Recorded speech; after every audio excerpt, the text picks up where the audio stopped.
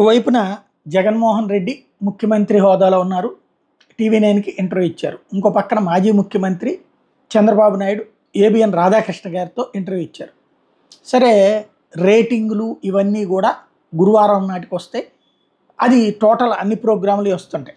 అది పక్కన పెడితే ఏ రోజుకు ఆ రోజు ఇమ్మీడియట్గా తెలిసేటటువంటి అంశం ఏంటంటే అప్పుడు వచ్చేటువంటి టీవీ9కి సంబంధించిన అన్ని రికార్డులు బదలైనవి అనాలి. మొన్న కేసీఆర్ది ఇంటర్వ్యూ లైవ్ ఇచ్చినటువంటి సందర్భంలో 52,000 మందో ఎంతో హయ్యెస్ట్ చూశారు. ఆ రోజున అదే వాళ్ళు కంపేర్ చేసుకుని చెప్పారు, మేము అంతమంది వస్తున్నారు. ఇవాళ జగన్ది రికార్డెడ్ ఇంటర్వ్యూ, ముందుగా రజనీకాంత్ వచ్చి ఇంటర్వ్యూ చేసి వెళ్ళినట్టున్నారు.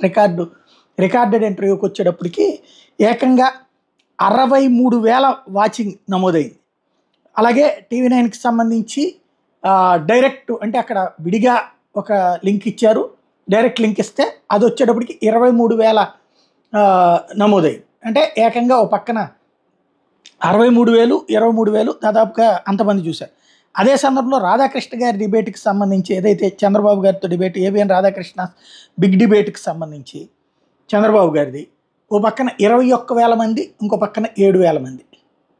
ఇది ఈవెన్ నేను ఇంతకుముందు కూడా చెప్పా, బేసిక్గా వీళ్ళు అవాయిడ్ చేశారు అనవసరంగా.